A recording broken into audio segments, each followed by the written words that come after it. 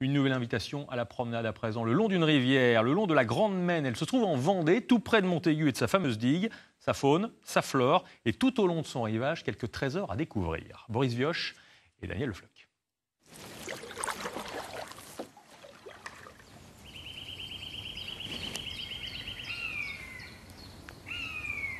La Grande Maine, typique du bocage vendéen.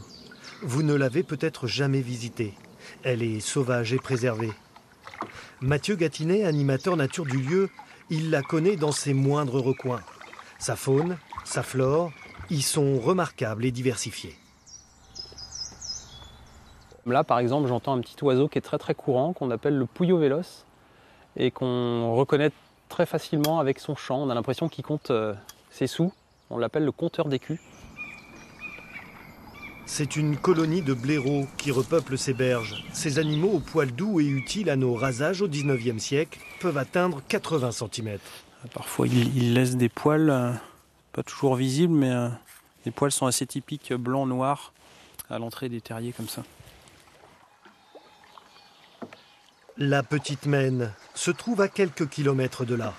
Comme son nom l'indique, elle montre un tout autre visage, plus petite, plus fougueuse. On y retrouve un écosystème bien différent de sa grande sœur. Selon les larves d'insectes qu'on va retrouver là, dans ces zones de courant, on va pouvoir avoir une idée de la qualité de l'eau, si le cours d'eau est en bonne santé ou pas. En été, on a un filet d'eau qui va passer entre les deux cailloux. On va avoir plus qu'à cet endroit-là, en tout cas, 1 mètre, 2 mètres de largeur de courant.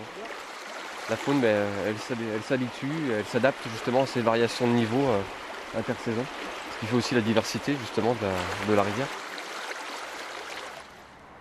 Un peu plus loin, les deux rivières n'en font qu'une et coulent ensemble le long de cette fortification du XVe siècle, pratique lorsqu'il s'agit de défendre la ville de Montaigu.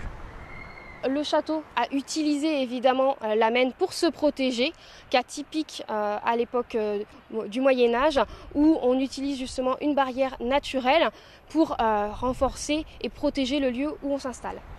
Ou de protéger sa vertu, car on peut aussi y découvrir la célèbre digue, là où l'on dit que les affaires sexuelles se déroulaient au Moyen-Âge.